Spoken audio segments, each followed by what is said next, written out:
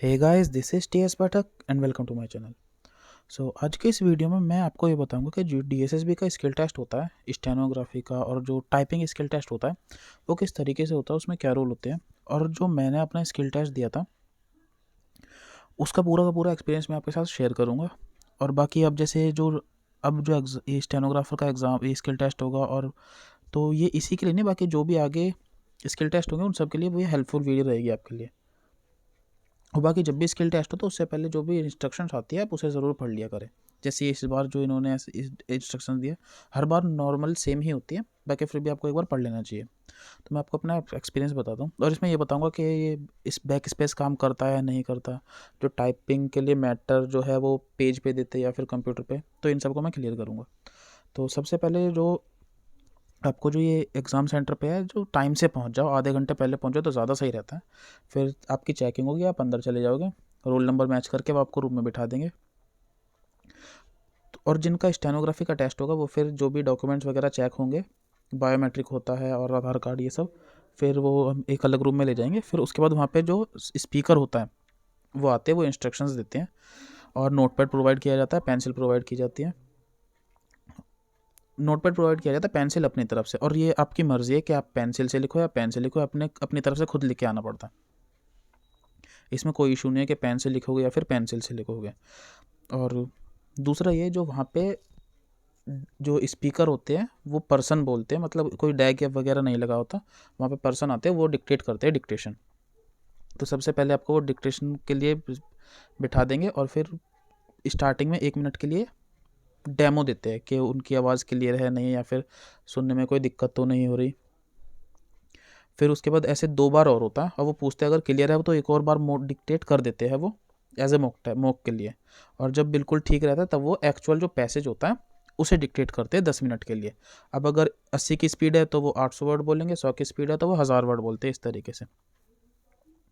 फिर उसके बाद डीएसएसपी में ये है कि इसके अंदर पढ़ने का टाइम बिल्कुल भी नहीं देते, वो आपसे सीधे के सीधे जो नोटपैड है वो बंद करवा देंगे और फिर लेके चले जाएंगे कंप्यूटर वाली लैब में। और उस दौरान हम अपनी जो नोटपैड है खोल के नहीं देख सकते, अलाउ नहीं होता है। फिर जहाँ पे हम बैठ जाएंगे तब तक भी वो जो नोटपैड है हमारा वो बंद करवा के रखते हैं। फिर नोटपैड खोल जो कंप्यूटर के अंदर होता है उसे ओपन करवाते हैं, नाम रोल नंबर ये सब भरवा देते हैं। फिर उसके बाद वो बोलते हैं कि अपनी जो टाइपिंग है, जो कीबोर्ड है, उसे अच्छी तरीके से आप चेक कर लीजिए कि आपको कोई वर्ड ख़राब तो नहीं है, सारी चीज़ सही तरीके से काम कर रहे नहीं कर रहे, उसका टाइम देते हैं। तो आप अच्छी तरीके से ना जो कीबोर्ड की कीज़ है सारी 1 2 3 4 ये सब तो अच्छी तरीके से चेक कर लेना कि सही तरीके से काम कर रही है नहीं कर रही है। क्योंकि अगर एक्चुअली स्टार्ट हो गया उसके बाद आप कहोगे तो आपको प्रॉब्लम आ सकती है, तो आप पहले ही बता देना कि ठीक है नहीं है।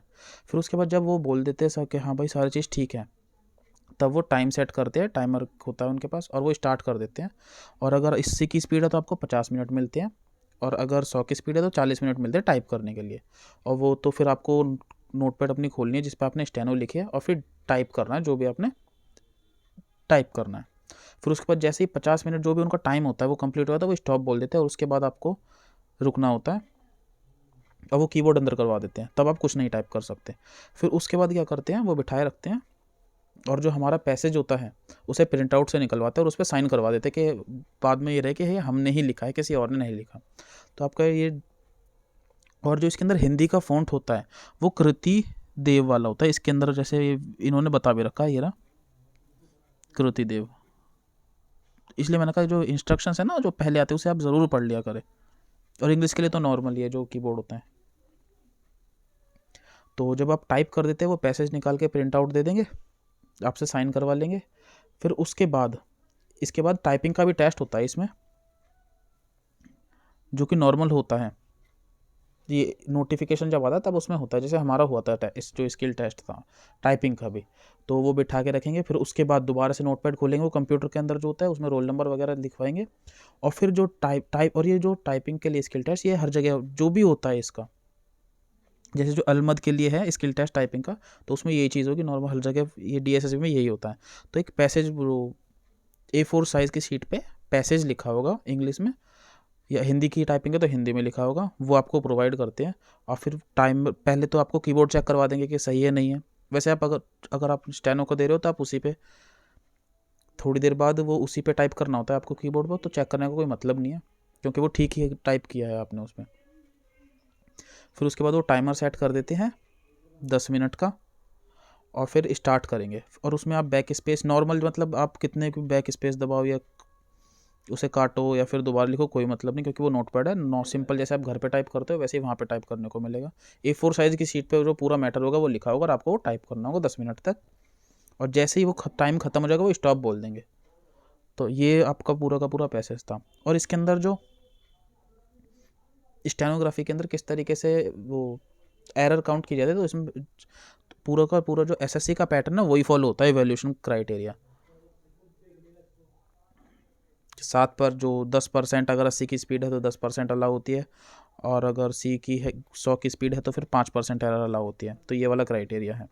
बाकी अगर आपके और कोई डाउट हो तो आप पूछ सकते हैं, और टेलीग्राम ग्रुप है, आप उसमें ऐड हो सकते हैं। वहाँ पे भी जो अपने क्वेश्चन है वो पूछ सकते हैं, और टेलीग्राम का जो लिंक है वो डिस्क्रिप्शन में दिया हुआ है। So thank you, all the best, पढ़ते रहिए।